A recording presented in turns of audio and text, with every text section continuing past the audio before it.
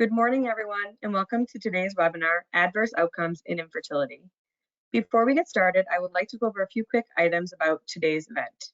First, all physicians in attendance today will receive an AMA PRA Category 1 credit, and all other providers will receive a certificate of completion for 1 contact hour credit.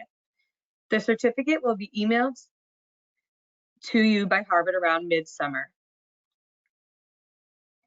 Oh, wait, sorry. It still says that people are on hold, so hold on, let me start this. Oh, maybe we are started. Okay, now, without further ado, I would like to introduce today's speaker. Dr. Donna Session is a board-certified reproductive endocrinologist at Wilmington Fertility Center, a Boston IVF center in North Carolina. Dr. Session joins Wilmington Fertility Center from Vanderbilt University School of Medicine, where as director of the Division of Reproductive Endocrinology and Infertility, she specialized in all aspects of fertility treatment, and she offers 25+ years of experience to those who wish to build a family. We encourage you to submit questions to Dr. Session using the question section of the control panel. You may send in your questions at any time during the presentation. We will collect these and address them during the questions and answer session at the end of today's presentation. All right, we're about to get started. I'm going to pass it over to Dr. Session. Hi, good afternoon, everyone. Today I'm going to talk about adverse outcomes due to infertility and its treatment. I have nothing to disclose.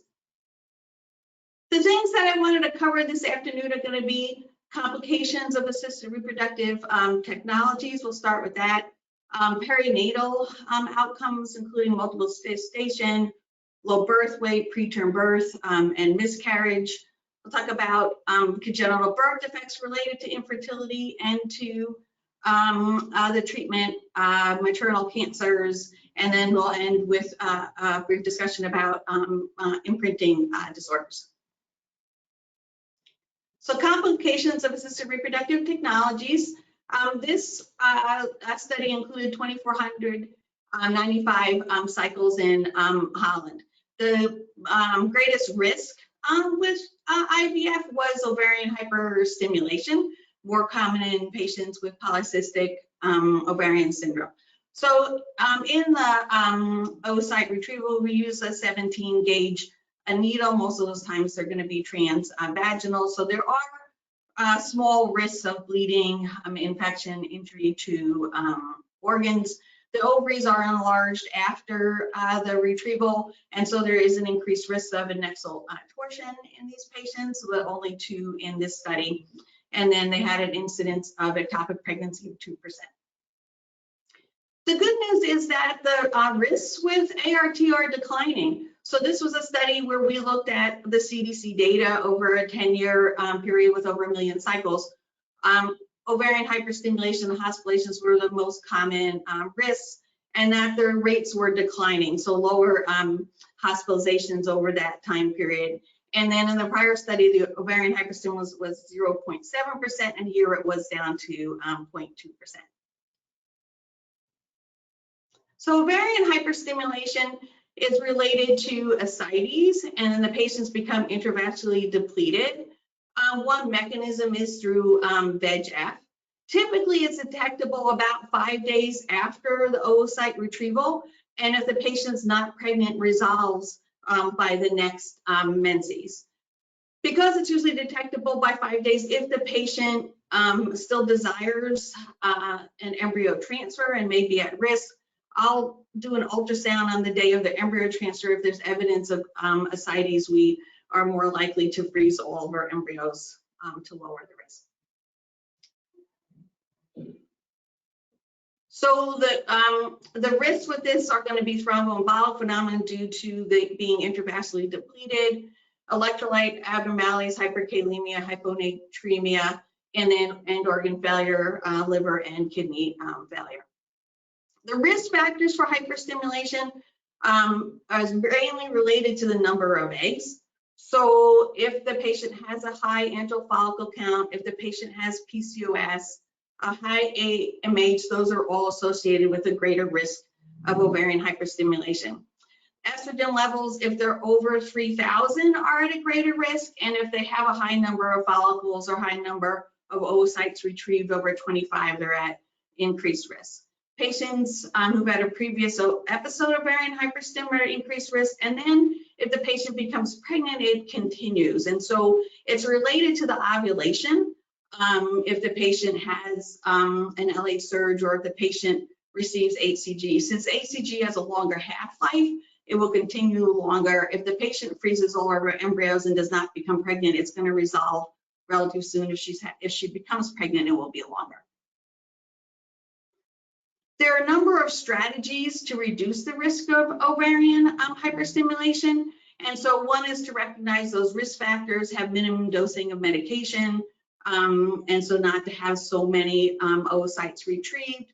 The use of metformin in PCOS is well established that lowers the risk of ovarian hyperstimulation.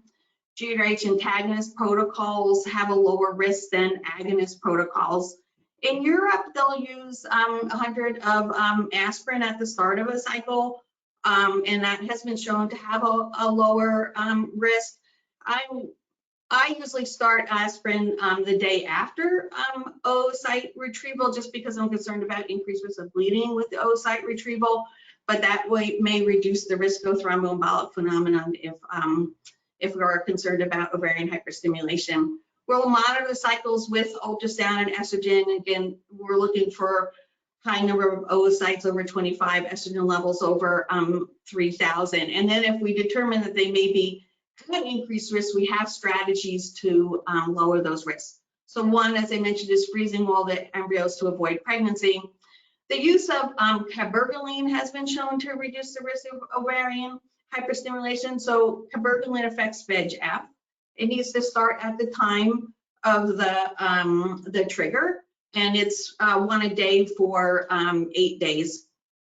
I think what has probably really lowered the rate of ovarian hyperstimulation has been the leuprolide trigger. And so LH has a short half-life, and so this will, the ovary size of ovaries and ovarian hyperstimulation will resolve fairly quickly with a leuprolide trigger as opposed to an HCG injection. With the leuprolide trigger, there's going to be lower chance of pregnancy because of the levels of progesterone and estrogen in the patient. And so in those patients, we generally are not going to go ahead with a fresh embryo transfer or freeze all the embryos, but in those patients where you're concerned about ovarian hyperstimulation, we're generally not considering a fresh transfer anyway. I wouldn't say that, you know, you can't say it's completely eliminated the risk of ovarian hyperstimulation, but I rarely see it anymore with these strategies. The last time I had a patient admitted for ovarian hyperstimulation was, I think, in 2015. Okay, next we're going to look at birth weight, preterm birth, and miscarriage. So we know preterm birth is one of the largest contributors to perinatal morbidity and mortality. And it's been well established that IVF is associated with preterm birth and low birth weight. Okay. The other good news is that these risks have been decreasing. This was a study, the Nordic trial. It was over a 20-year period. And they had noted a decrease in preterm birth, very preterm birth, low birth weight, very low birth weight, and stillbirths. And they concluded in the study that the beneficial effects were mainly due to the increase in single embryo transfer and lower rates of multiple gestation.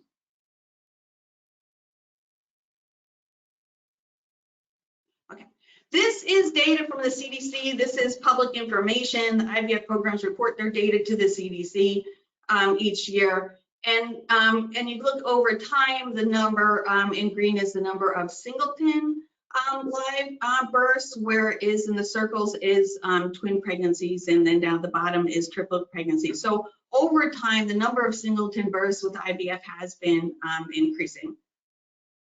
And we think this is largely due to the increased number of single embryo transfers. There has been some controversy about elective single embryo transfers, that patients should have some autonomy about the number of embryos to transfer, whether or not twins are really at a really high risk. Mainly these have been brought up by Norbert Gleicher, that elective single embryo transfer will reduce the chance of pregnancy. If we're looking at transferring embryos, a blastocyst embryo, if we reduce from a double embryo transfer to single, you do reduce the chance of pregnancy, maybe about 10%, but you're going to reduce the chance of twins from about 50% down to about 2%. So the benefit seems to largely outweigh the loss in chance of pregnancy. We do know that identical twinning happens more commonly with a blastocyst transfer, and it has been brought up that there may be an increased chance of imprinting disorders in blastocyst transfer, so we'll discuss a little bit later on. All right, so in spite of the fact that there have been more elective single embryo transfers and reducing number of twins, when we look at the CDC data, the chance of pregnancy hasn't really been declining over that time. So we've been able to maintain similar pregnancy rates. The identical twinning hasn't been able to really be eliminated with a blastocyst transfer. So if you look here, this is what an embryo looks like on day 3 for a 3-day transfer, and then this is what an embryo might look like on day 5. So it makes sense that at the time of the embryo transfer, this embryo may be more likely to split than a day 3 embryo transfer. And this is all hypothetical, but at the time when we first started performing blastocyst transfers, there was one report where the identical twinning was as high as 14% I saw. And so the things that we have tried to do to lower this risk has been the use of soft catheters, rounded edges, slowly placing the embryo in the catheter and slowly placing the embryo into the uterus to reduce shearing forces. But it still remains higher. It may be around 2 to 3% chance of identical twinning for a blastocyst compared to closer to the natural risk out of day 3. We do know that even on day 3, that if we do ICSI, where we put the sperm through the zona, or if we do hatching, we might be increasing the rate of identical twinning at this time because of allowing the embryo to hatch. And the risks are, though, very small, those that are thought to occur with ICSI and those that are thought to occur with hatching.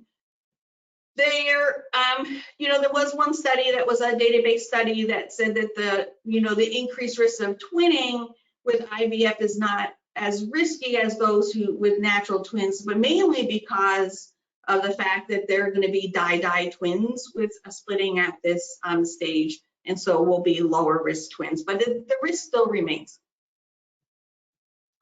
So if we look at preterm birth and low birth weight, a lot of this, as I mentioned, was due to twinning, but it's also been demonstrated in patients with singleton pregnancies. So in 1999, they looked at singleton pregnancies and showed an increased risk of preterm birth in these patients, both less than 33 to 36 weeks and less than 33 weeks. This data was also looked at with the CDC data and looking at birth weight less than 2,500, and in singletons it was increased with that, even in singletons. One of the variables that you have in the CDC data is the etiology of infertility, and many of the other databases don't have that information. And so in the study in 2002, they were able to look at male factor infertility, and they also looked at the risk in gestational carriers. And what they found was they didn't see the same low birth weights in male factor infertility and gestational carriers, suggesting that preterm birth, low birth weight may be related to the etiology of the infertility, not necessarily the procedure itself. And so what we did was we looked at the CDC data for the etiology of the infertility. And what we found was that birth weight less than 2,500 grams was increased in patients with tubal factor, uterine disorders, and ovulatory disorders. And where we didn't see an increased risk of low birth weight in patients with, say, male factor infertility. I would caution using that data to say that we're not seeing low birth weight in patients with endometriosis, because the criteria for being diagnosed with endometriosis in there is not well characterized. This is what the program that puts the data into the CDC has decided what the diagnosis of the patient. So we don't know the severity of endometriosis or whether it was diagnosed surgically. So the patients with ovulatory disorder, many of those patients have PCOS, and they have greater risk in pregnancy for low birth weight, particularly obesity, hypertension, diabetes in pregnancy. The uterine disorders are mixed a lot, maybe due to leiomyomata, and the tubal factor is what we were focusing on in these studies.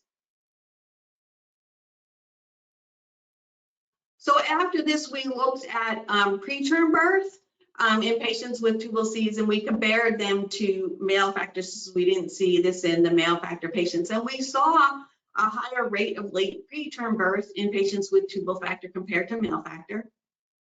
And we also saw an increase in early preterm birth, 20 weeks to 32 weeks in tubal factor compared to male factor. And then the next study we looked at was looking at donor oocytes to take out the oocyte factor, and we looked at good perinatal outcome being term births and birth weight over 2,500, and we saw that the good perinatal outcomes were lower in patients with tubal disease. And in addition, tubal disease has been associated with a higher rate of miscarriage, early and both early and late. So we know that tubal factor may affect implantation, miscarriage, preterm birth, and low birth weight. There was a systematic review that looked at reduction of miscarriages with treatment. And they didn't define how the patients were treated, whether it was salpingectomy or a tubal occlusion. All treatments were included, showing a benefit to treating the tubes prior to pregnancy. The ASRM really recommends salpingectomy for patients with hydrosalpinges prior to the IVF to increase chance of pregnancy, potentially lower chance of miscarriage. There is a concern that performing a salpingectomy may affect ovarian reserve. It's been tied to lower AMH levels, lower number of oocytes, and lower antral follicle count, but those risks are probably thought to be fairly low. When performing the salpingectomy, it's recommended not to use unipolar cautery to stay distance from the ovary to preserve the ovary and number of eggs as much as possible. And if it's not possible to remove the tube, you can leave a portion of the tube on the ovary if it can't be removed. In the data for the with the CDC, when we looked at preterm birth and low birth weight, the CDC did not want us to look at whether treatment lowered preterm birth or low birth weight or was affected by it, even though that data is collected in the CDC. It was not a data point that when they audit IVF programs that they validate, so they didn't feel comfortable that they can say that that information would be accurate.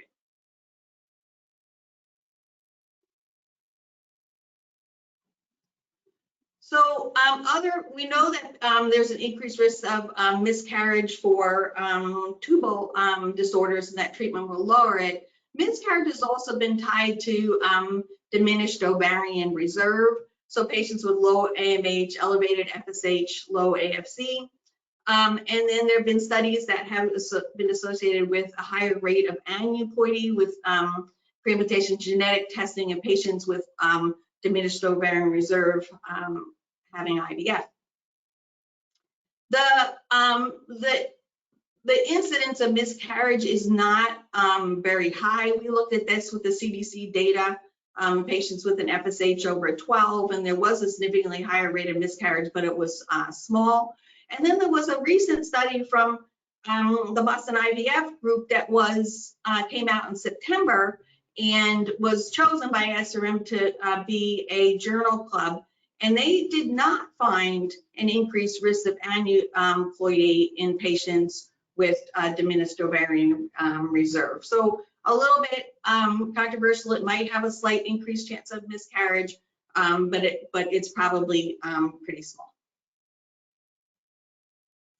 So miscarriage and PCOS, the patients might have a higher risk of miscarriage. Some of this is thought to be due to the presence of hyperinsulinemia, which causes progesterone resistance. There may be factors as far as obesity and inflammation and higher rates of loss in patients with PCOS.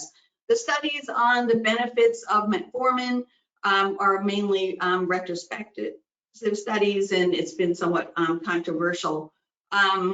The studies on the use of metformin to reduce late spontaneous abortion and preterm birth were, this was from this one author here that's done 3 different studies. The first 2 were combined, and we saw significant decreases in late miscarriages. I think they were considered 13 weeks to 20 weeks and preterm birth. So they did a follow-up study, which was randomized controlled study, and it didn't reach statistical significance. It was the p-value was 0.08.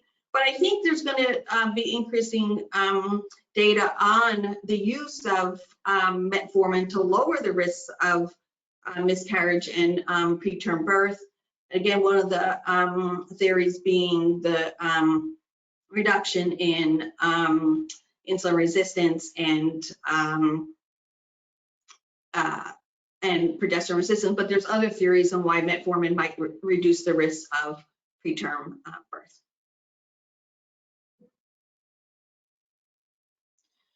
So moving on to birth defects affecting about 1 in 33 in the U.S., high rate of cost and leading cause of infant mortality. So looking at birth defects, we know that birth defects are increased in patients with infertility. This was a Netherlands based case analysis, and what they found was that subfertility was associated with increased risk of birth defects. So if it took more than 12 months to conceive naturally, there was an increased chance of hypospadias, abdominal wall defects, and right ventricular outflow obstruction. Then this study looked at subfertility and treatment. So subfertility was time to pregnancy greater than 12 months. For the treatment, they included surgery, hysterosalpingograms, IUI, IVF, and ICSI. And then what they noted that the longer it took to conceive, the higher the risk for malformations. And it was mainly genital organ malformations were associated with the infertility treatment compared to higher than those who conceived naturally. And this was a study looking at intrauterine insemination retrospective study. They had twice as many birth defects in the IUI as those who conceive naturally. They didn't see any difference in those who use assisted reproductive technology. And then these were mainly circulatory septal heart defects, and they found also a higher rate of musculoskeletal defects. Multiple birth is one of the confounding variables because twins have a higher rate of malformation than singletons. And in this study, they didn't find any relationship with infertility of their treatment. ICSI has been proposed to increase the risk of birth defects and to increase the risk of imprinting disorders. I think, you know, the studies that come out of the UK are probably some of the better studies because they have a developmental pediatrician there who was training nurses to do physical exams on the kids. So they would go to their daycares or on their homes and do, perform the physical exam looking for birth defects. And this one, it was a case control study. And they didn't find any difference in major anomalies. They were similar, about 4 to 5%.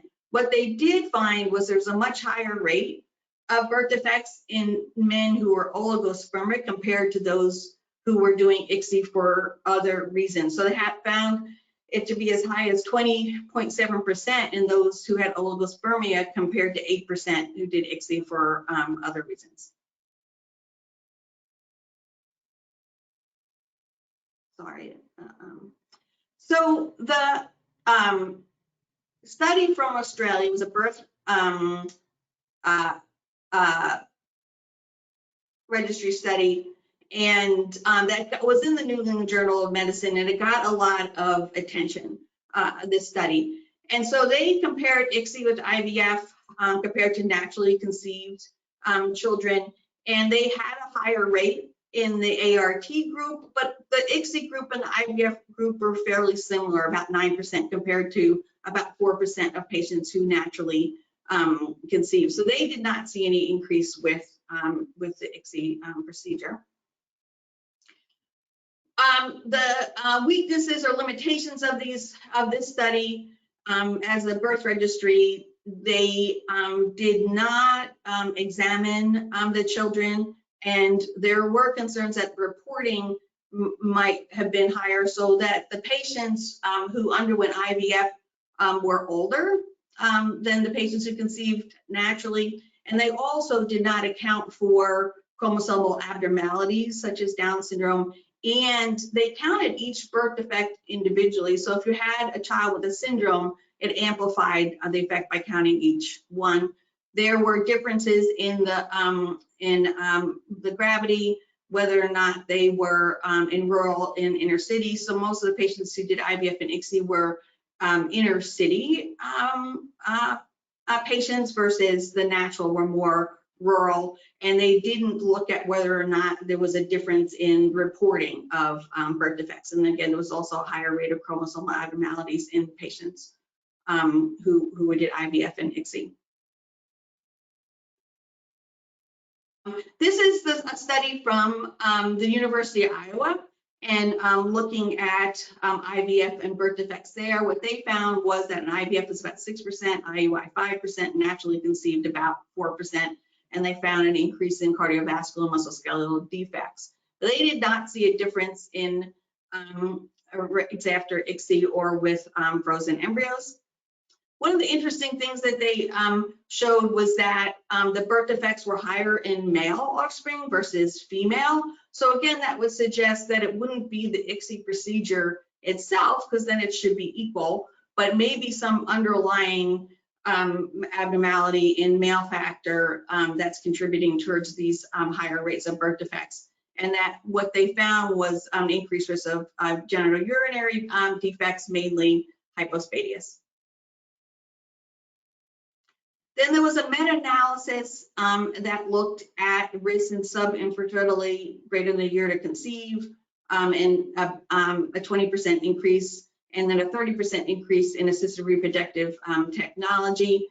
And the main risk that we see with ICSI was hypospadias.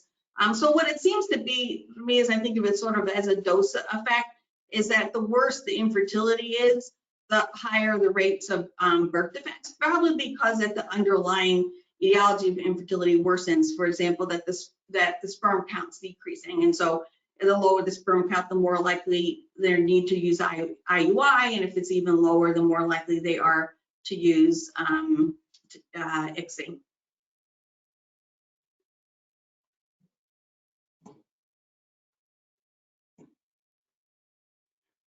So this is, our National Society's summary on birth defects. Is naturally it's about 4%, 3% for severe defects.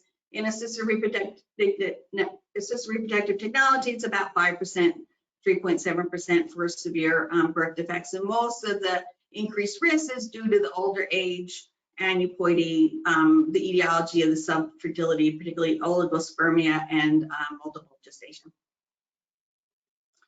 Maternal cancers, we know that patients with infertility have an increased risk of breast, ovarian, and uterine cancer, and these are more common, particularly related to infertility. There are a number of confounding variables such as nulliparity, late age at first birth, the length of use of hormonal contraception and ovulation, and the use of imaging for detection. So this study by Whittemore got a lot of attention in the early 90s. So it was a case control series of over 2,000 cancer patients. And what they noted was a decreased risk of ovarian cancer with an increasing number of pregnancy, longer duration of breastfeeding, longer duration of hormonal contraceptive use, and tubal ligation or hysterectomy. They didn't see any relationship with age of menarche, age of menopause, or hormonal replacement therapy. And they did say that there might be an increased risk with fertility drugs, infertility, and this may be particularly related to the increased risk of nulliparity. So there are some limitations of this study, the main one being recall bias. So patients with cancer will dwell on what they've taken in the past and risks, and so they'll report using more medications than someone who does not have cancer. They also didn't verify in the charts what type of medications the patient took or what type of fertility drugs they may have taken. This study also got a lot of attention by Rossing, and so this was patients treated for infertility. I would point out the low numbers that they had, and also that they didn't have a control group. So there were 11 invasive and or borderline tumors, and they were compared to what would be the expected number. The relative risk with clomiphene was 2.3. There were only 5 of the 9 women who had taken the drug for more than 12 cycles, and they stated that treatment less than 1 year was not associated with an increased risk. So as far as the infertility and cancer, most of the recent studies show that the risk is related to the confounding variables such as the nulliparity. There does seem that there may be an increased risk with for borderline tumors. It hasn't been associated with a particular fertility medication, and the incidence is fairly low. The fallopian tube is a potential source of ovarian cancer, needs to be evaluated and looked at. In the past, it was thought that the fertility drugs role in ovarian cancer was due to incessant ovulation, but in light of the fact that most cancers are coming from the fibrillar end of the tubes, that it's not likely related to number of ovulations. Childhood cancers. There have been a number of databases that have shown an increased chance of cancers in children born from assisted reproductive technology, but the studies have varied. The numbers are really low, so when you have large numbers of patients in the studies, small differences become statistically significant. In addition, the types of cancers have varied, so that it questions whether or not that it is real. And then also many of these databases cannot control because it's not included in there as far as their etiology of infertility or subfertility. Imprinting disorders. This has come up because we see abnormalities mainly in mouse models. They've looked at methylation abnormalities. Interestingly, when the mice are looked at as adults, they may not have the same methylation abnormalities, so they thought perhaps there's some auto correction. But in theory, the reason why this is a concern is that most of the methylations from parents are erased during gametogenesis and early embryogenesis. And then there's a wave of methylation silenced genes that takes place around the time of the blastocyst. And that this epigenetic genetic program can be susceptible to the environment. So one of the factors was the use of serum in culture media, and we don't use serum in our IVF culture medium anymore. There were evidence that a culture medium similar to the fallopian tube, where the oocyte is normally fertilized, might have lower risks. As I mentioned, there was concern about blastocyst transfer versus the day 3 transfer because of the onset of methylation, but studies have not seen a difference in methylation between day 5 and day 3 embryos. And there have been several imprinting disorders that have been tied to infertility and IVF that are listed here. So imprinting and subfertility, they found that methylation defects were more common in patients with subfertility, which I believe they considered greater than 12 months to conceive. So again, saying that the imprinting may be related to subfertility, not the IVF and culture media. And then it's also been described with oligospermia and with found in sperm in patients with infertility. So this study looked at the H19 gene that's related to weight, and I think it's been tied with Beckwith-Wiedemann syndrome. And in patients who had normal sperm numbers, they didn't see any abnormalities of methylation. If they had moderate oligospermia, it was higher, and if they had severe oligospermia, it was even higher. So it suggested that the abnormalities of genomic imprinting were related to the lower numbers of sperm. And there was another study that looked at a sperm from patients with infertility versus sperm from patients that did not have infertility, and they saw a higher rate of methylation defects in the sperm of patients with infertility. So for the imprinting disorders, the studies don't agree on whether disorders are associated with IVF or not. These disorders are fairly rare, maybe 1 out of 1,500 people. And then they may be associated with subfertility and oligospermia, not necessarily the IVF and the culture techniques. So summary of the talk is the risks of assisted reproductive technologies are declining, mainly due to the decrease in ovarian hyperstimulation and the increase in the use of elective single embryo transfer. Birth defects, preterm birth, low birth weight, and cancers may be related to the etiology of the infertility and the confounding variables, such as the age. As far as the childhood cancers and imprinting disorders, they're rare, and they don't all agree on whether or not they're related to assisted reproductive technology.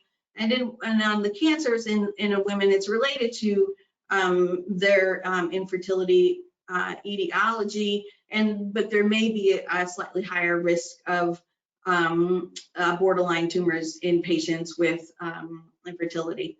And so it's not been tied to necessarily a particular type of treatment. Some of the studies have suggested that increased length of therapy, 6 cycles to 12 cycles, might contribute to that risk. Since most people conceive within 3 to 6 cycles of a fertility treatment, because of that potential association, it's better not to continue with fertility medications if it's not likely to be successful. And that's it. Thank you, Dr. Sessions. You're welcome. We're going to now begin answering the questions submitted during today's presentation. As a reminder, you can still submit questions to the questions panel in your attendee controls panel. Dr. Session, our first question is, how do you help patients who are nervous to do IVF feel more comfortable with it? Yeah, I tell patients that that the nurses and I will walk them through a cycle, that we do it step by step, and we're here for each of that step. I would say that again that what we're finding is that the risks related to IVF are much lower than it has been in the past, and those risks that we thought previously was related to IVF may be related to underlying factors for the etiology of the infertility, not the IVF procedure itself. And there's also benefit if that it's faster to pregnancy, and we know that lower age at pregnancy, and pregnancies are protective for things like some of the cancers. So there are benefits to having the earlier pregnancy. Thank you. Our next question is, at what age or under what circumstance would you recommend the implantation of more than one embryo? So ASRM has a table where what number of embryos are reasonable to transfer based on age. And so if the patient has PGT for aneuploidy screening, it's always one embryo. I think that if the patients have poor quality embryos, if they've not had a prior successful cycle where they've had a pregnancy, and if they are not going to have extra embryos to freeze, then those patients, there's reasonable to transfer more than one embryo. And those numbers are going to be based on age for the number of embryos that are reasonable to transfer. So what ASRM has is sort of the favorable and unfavorable. And if they're favorable, we'll limit the number of embryos transferred, but in some unfavorable situations, we can transfer more than one. Thank you. Our next question is, what is the reasoning for increased risk of SAB with PCOS? So the theory, and that goes back to work by Linda DeGeest in the early 80s, is that in the presence of hyperinsulinemia, there's progesterone resistance. And that's one theory that is the association with miscarriage and preterm birth. And that by lowering the insulin levels, we can increase progesterone. So progesterone, even though the progesterone is being given to the patients with infertility, if it's not effective at the uterus, then they're going to have a higher rate of miscarriage and preterm birth. But there's also other theories with PCOS that they have increased obesity, and in case of obesity, it may be inflammatory, and so there may be other etiologies of their increased rate of losses. Thank you, Dr. Session. That was our last question. And thank you everyone for attending today's webinar, Advanced Outcomes in Infertility. If you have any other questions, please contact myself, Alyssa Cooper, at ecooper@bostonivf.com. Once you leave today's webinar, you will receive a survey on the presentation, and we would appreciate it if you could complete the survey and provide your feedback to help with future educational webinars. You will also receive a follow-up email within 24 to 48 hours with a link to view a recording of today's webinar. On behalf of Boston IVF, Wilmington Fertility Center, and Dr. Session, thank you for joining us today and enjoy the rest of your day. Thank you, Dr. Session. You're welcome. Have a great rest of the day.